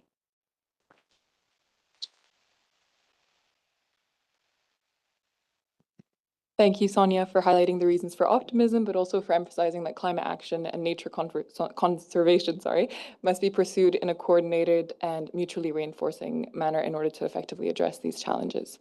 So our next speaker will now bring the perspective of the private sector, whose leadership, innovation, collaboration, and investment are essential for achieving climate ambition. And we are joined by Maria Mendiluce, the Chief Executive Officer of the Women Business Coalition, to discuss driving ambitious climate actions for the private sector. Maria, over to you. Okay, we're almost there. So I'm very happy to be here today. Diane, thank you so much, because you've been leading us with the Geneva Environmental Network for many, many years, and persistent, steady, and doing everything you can with these wonderful interns. The second thought, I thought, well, it is amazing to be surrounded by Spanish speakers here in this front. And honestly, yeah, bravo, because we come from different quarters, but yeah, maybe in the future we could do one in Spanish so that you know what it is to speak in another language. But anyway, so I think I woke you up, which is what I wanted. Now, Women Business, this is the strangest organization you can work with, because what does it mean? Yeah, and especially for Spanish, that sometimes it means women business, which also I'm very pro that, but Women Business means that climate action is good for business. We were created in 2013, and since then we have been growing and growing in size. So climate action is a business opportunity, and also it's a matter of survival. And there are now around 25,000 companies that have set science-based targets. So Manuela and me, we sit together on the board of the Science-Based Targets Initiative, which was a parallel effort from the private sector for companies to set targets that are aligned with Paris. And at Women Business, we created the SME Climate Hub, which is as big also as SBTI. But let me tell you that when companies commit to set science-based targets, they are not only committing for their emissions, but for those to reduce the emissions of their supply chains. And many of these companies, 97% of their emissions come from supply chain, which means that when a company commits to science-based targets, they also commit to bring the supply chains along to reduce emissions. Let me give you an example. For example, Apple, which is one of the companies that have targets, has since many years told their suppliers that they need to be 100% renewables. And some were just 3%. And then in 2-3 years, they were 100%, because no one wants to lose Apple as a client, obviously. So the power of that supply chain mobilization is huge, and it spans across borders. So, we live in a strange world, and often governments listen to those that want to delay climate action. And so let me tell you that they should be listening to those that actually want to accelerate it. Climate action is material for a company. It is a moral issue, but it's material for a company. And it's important that we think about that, because only if companies can make money out of climate action, then these solutions can be scaled. And we are seeing that this is happening. So Women Business, builds coalitions, and we are thrilled to see what's happening with Santa Marta and other coalitions of the willing. because let's talk. 28 COPs until we decided that we needed to include text that we need to transition away from fossil fuels. 6 months to set up 50 countries to agree to set roadmaps. Okay, so I think it is about time that we move on from consensus to actually working with those in the same as business that want to accelerate climate action, and we will be there with them. And then let me also congratulate both Brazil, as you say, it is the age of implementation, and Turkey is saying it's the age of electrification. And that's something that we in business, we fully agree. And we have a campaign, it's called Electric Advantage. And if you follow us, you will see many of the things that are going to come up in this very month. So electrification, clean electrification is just the best for business and for economies. Why it's so important? Because, you know, we will secure energy supplies, which I'm surprised we haven't spoke that much about Iran, but the war and how this is affecting and shocking the energy system and the acceleration I see Pakistan and in many countries of electric solutions is remarkable. Clean electrification is cheaper. I just read this morning a post around batteries in Australia and how batteries are taking the peak load on power system, which means that then electricity is cheaper. And then they're more productive. And there's two elements of productivity. There's more efficiency. But let me also say that when you have electric solutions, it's also healthier. If you have healthier workers, if you have healthier clients, healthier populations and communities where you operate, people are happier and more productive. Okay, and this is a call for the people at the World Health Organization to lean on the productivity if you want to attract business to talk about the topic.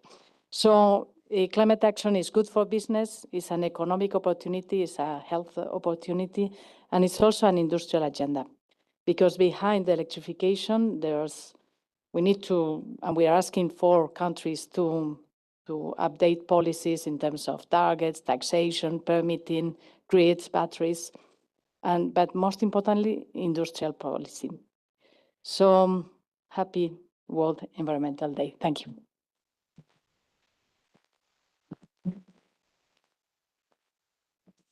Thank you very much, Maria. It's always a pleasure to have you back at the International Environment House to showcase the major role of private sector in driving action. Our next speaker is Géraldine Flieger, professor at the University of Geneva. Géraldine has joined various UN climate change conferences as part of the Swiss delegation. She's a lead author for the next IPCC assessment, contributing to the upcoming special report on climate change and cities. And she's even a former mayor of the French municipality of Saint-Gingolf. So with her, we will be discussing how cities are driving climate action. Over to you, Géraldine. Thank you.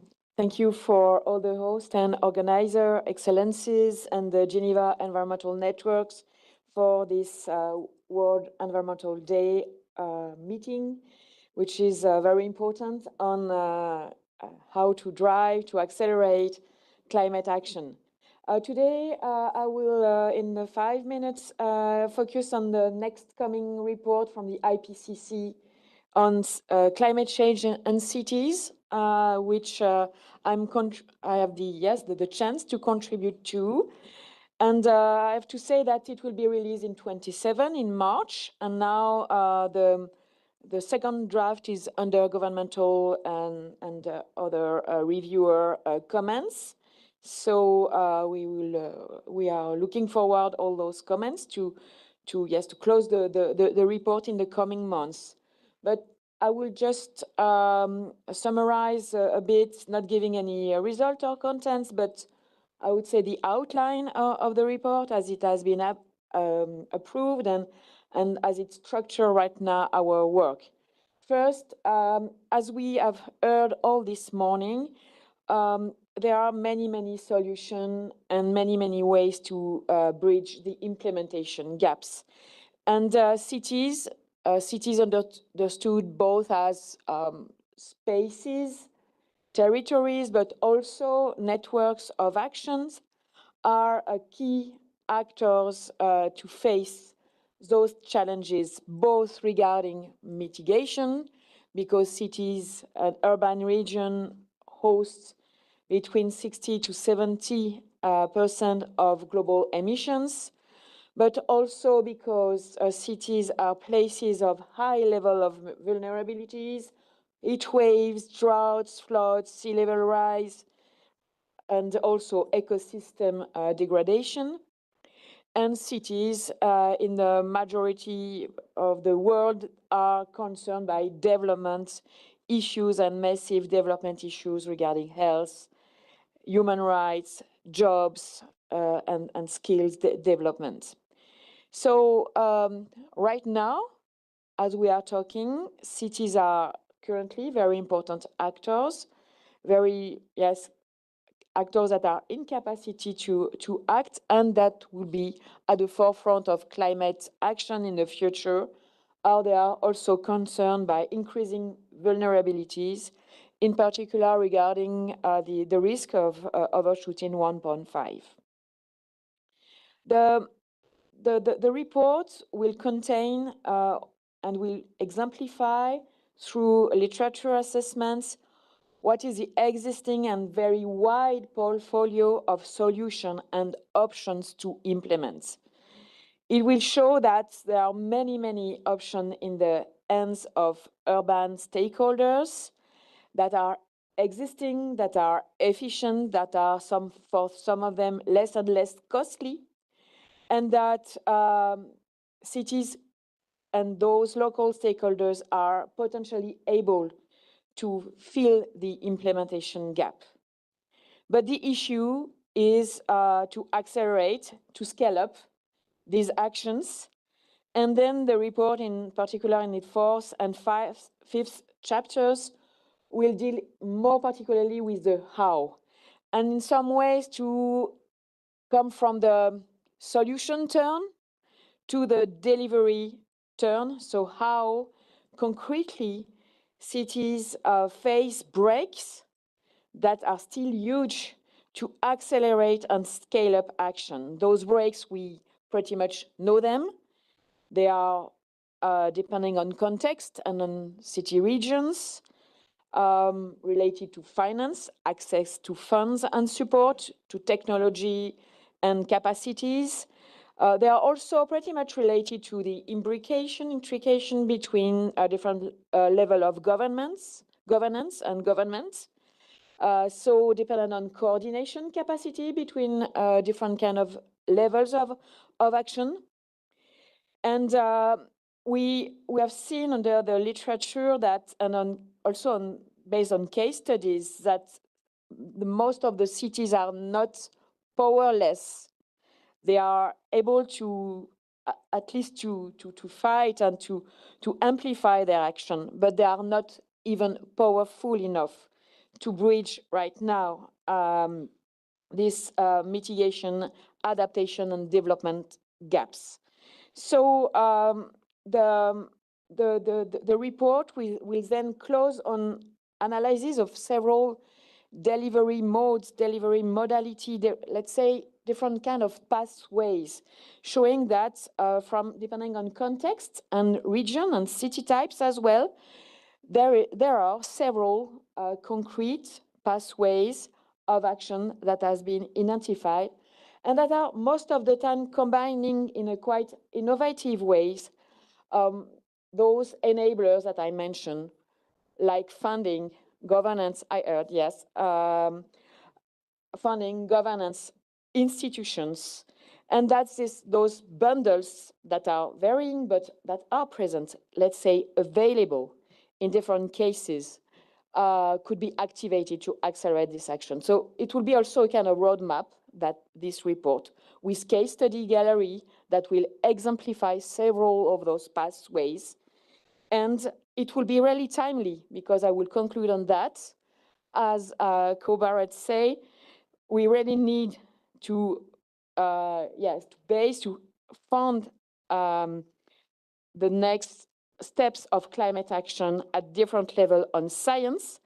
And IPCC will produce there a very practical, inclusive, open to very kind of context an evidence-based report, which will be really on time for the next global stocktake beginning next year to bring all those insights to, in the spirit of the Brazilian presidency, bridge the implementation, but also the delivery gap in the coming years. Thank you.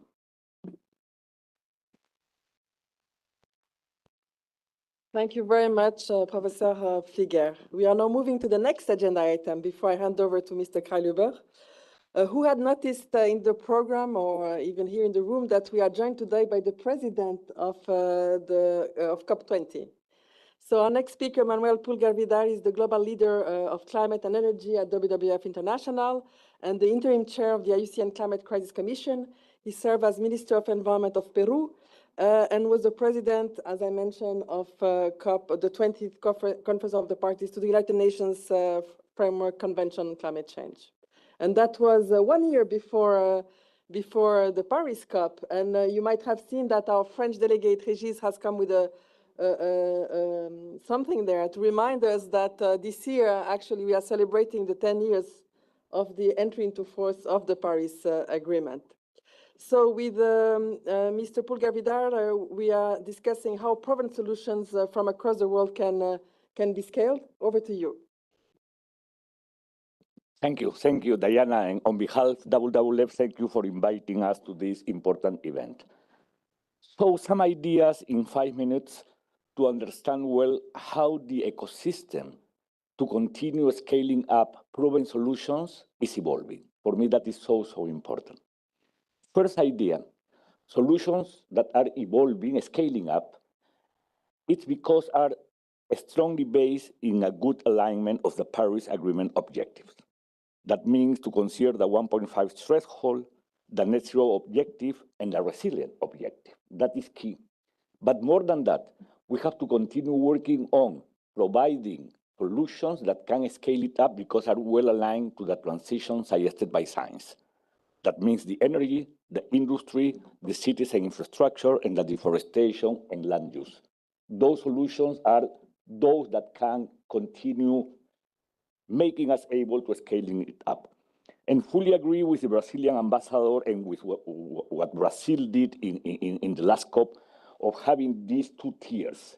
That is very important when it is about of aligning with the Paris Agreement and the transition. Second idea, we are not starting from scratch when it is about of scaling it up. We have a good result of the global stocktake, the UAE consensus, that has already mentioned us what to do in relation to triple renewables, doubling energy efficiency, transitioning away from fossil fuels, and even halt deforestation, among many other things. And that is the most formal way. But also there is no formal in sense of non-Paris mechanism. We have standards, as Maria mentioned, SBTi is soon to publish its new standard, that it is defining ways and mechanisms to achieve net zero. So we have to continue working based on those rules, plus some policies, as in Europe, that are evolving to continue making us able to achieve our objective. The third element, it is more related to enabling conditions. And when it is about enabling conditions, it is not only to continue strengthening and understanding the role of NDCs, BTRs, national adaptation plans, and now NBSAPs related to biodiversity. That is so important, but also it is about leadership. We have to continue implementing our actions based on our own leadership in our own countries, in our own jurisdictions. I used to be Minister of the Environment of Peru, and I know how difficult it is to do that. Ministers of the Environment are used to being a small piece of a largest cabinet. So you have to put all your effort in continue making all the others to understand the importance of continue evolving in this kind of task. Third idea, solutions, proven solutions are scaling up because the climate debate, it is mostly an economic debate. And it is about competitiveness. The key message it is to understand, it is not about just an agreement. It is about your competitiveness and your development. And that is a key message to continue evolving and to continue pushing the laggards or the denialists, because it is not about playing the political side of the equation. It's the economic side. And soon, all of those that are not taking action will realize what does it mean because of economic consequences. And that is a key message to continue evolving. And that is something in which we have to continue working on and strengthen our economic consideration. As well the social, because we heard today the importance of continuous strengthening the understanding on how much all of this is connected to human rights and its protection, how much it's connected to jobs and workers, how much it's connected with health. Now, I remember that in the COP20 in Lima 12 years ago, we started to bring health into the climate consideration. So that is so important. Let me add one more element, because this is about collective action. And when it is about collective action, also this is related to the role that the action agenda is playing in the current times. Because the action agenda could be instrumental, mostly in a time in which we are having more political difficulties. Because the action agenda, it is about convening non-state actors to define clear targets and to move their actions against those targets. And the action agenda that started in 2014, it has been strengthened in Brazil, in Belém, COP30, because of its connection with the 6 axis of the global stocktake.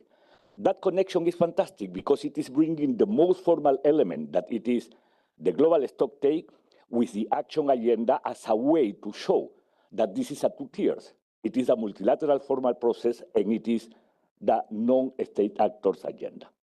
And for sure, synergies, it is also important. 10 seconds. Let me finish by saying this, because it's in the title. All of this, it's possible just if we can continue defending, protecting, and strengthening the role of the multilateral process. There are no alternatives for the multilateralism. Despite of many ideas, no alternative. So let's continue working all together. Let's listen the voice of everybody, and let's continue implementing our actions towards our objective. And happy 54th anniversary of the World Environment Day. Thank you.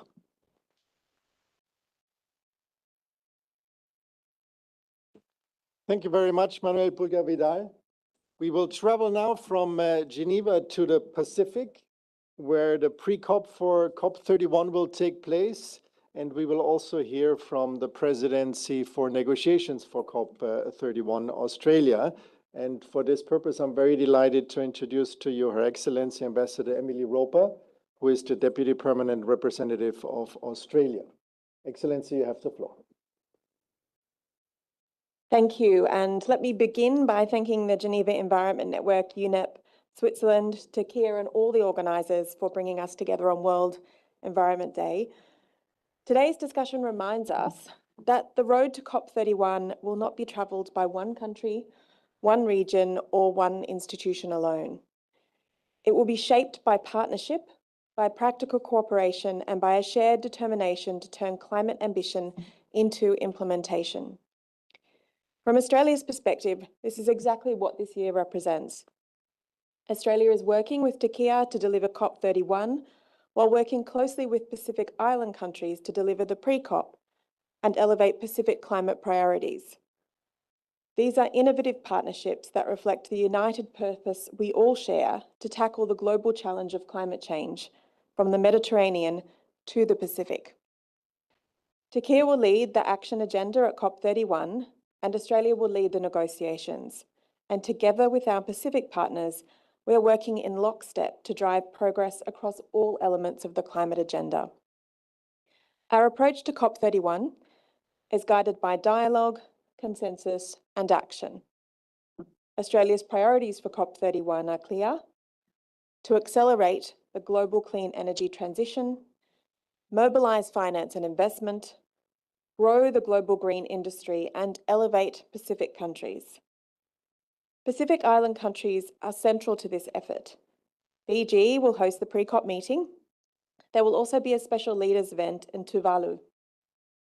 This is important because the Pacific is not only on the front line of climate impacts, it is also a source of leadership, of solutions, and of moral clarity on the climate crisis. Hosting the pre-COP in the Pacific will help ensure that lived experience informs the negotiation pathway to Antalya.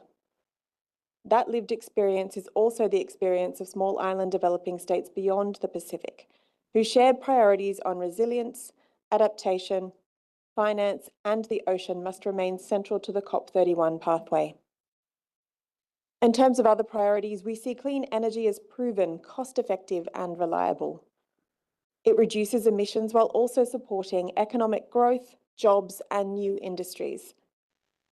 Recent global energy shocks have only reinforced the urgency of accelerating electrification, grid deployment, storage, and clean energy investment. If we are serious about implementation, then we need to focus on the systems and investments that make climate action real in people's lives. That is also why finance is so important. We want to work with countries to help mobilise and access climate finance, strengthen resilience, and attract investment into modern low-emissions industries. As President of negotiations for COP31, Australia will work with all countries to build consensus and make progress across the negotiating agenda. Our approach will be transparent, inclusive, and consultative. We will remain pragmatic and focused on real-world outcomes because the credibility of the process depends on our ability to deliver practical progress. Geneva has a vital role to play on that road. The strength of this city lies in its ability to connect science, finance, health, trade, human rights, and diplomacy all in one place. As we move from Geneva to the pre-COP in the Pacific, and from there to Antalya, we have an opportunity to show what multilateral cooperation can deliver: ambitious, practical outcomes. Australia is committed to working with TIKIA, with Pacific partners, especially and Tuvalu and Fiji, and with all countries ready to advance collective climate action. Thank you.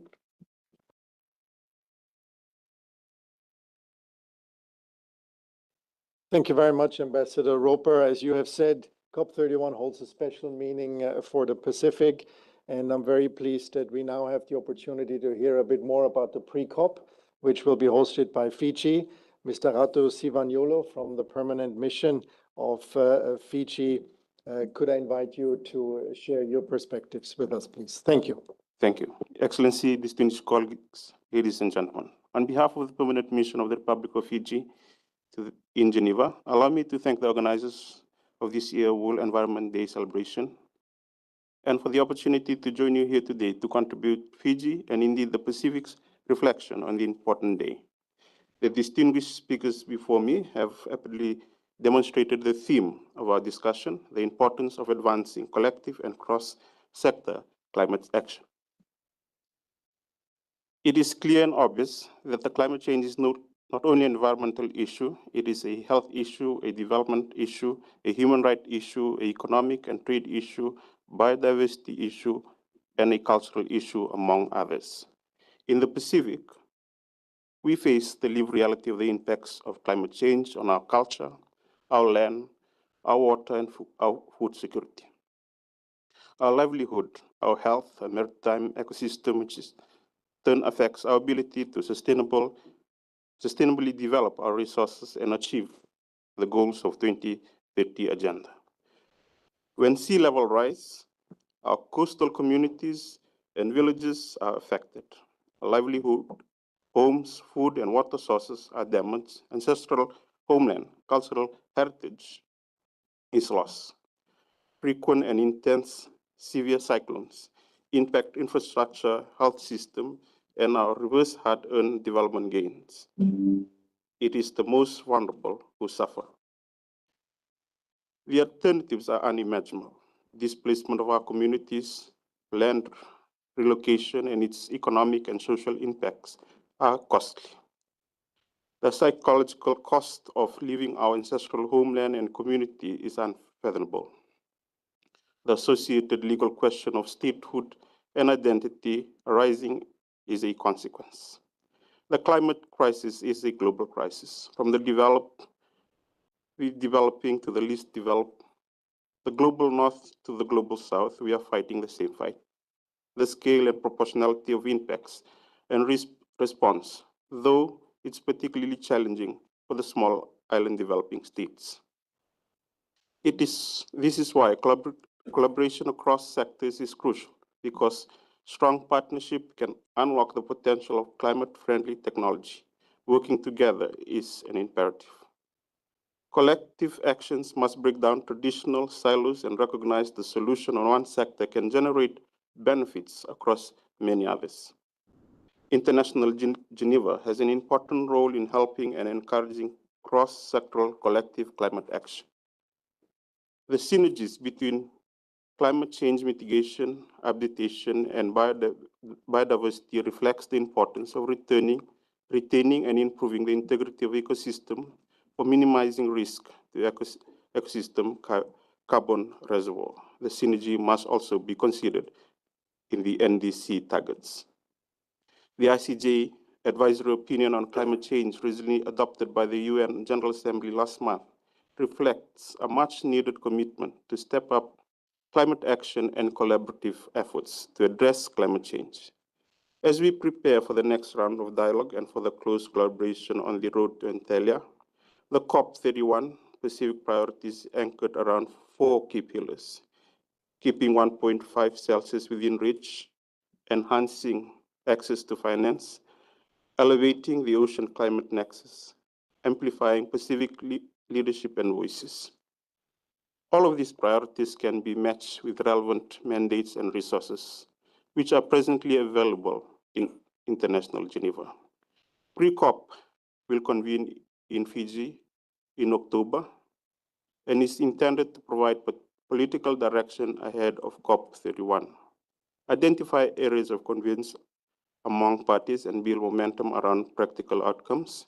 We look forward to working with you, with all our partners and stakeholders in progressing the achievements of COP30 to realizing tangible and meaningful outcomes for COP31 and advancing collective cross-sector climate action. And thank you.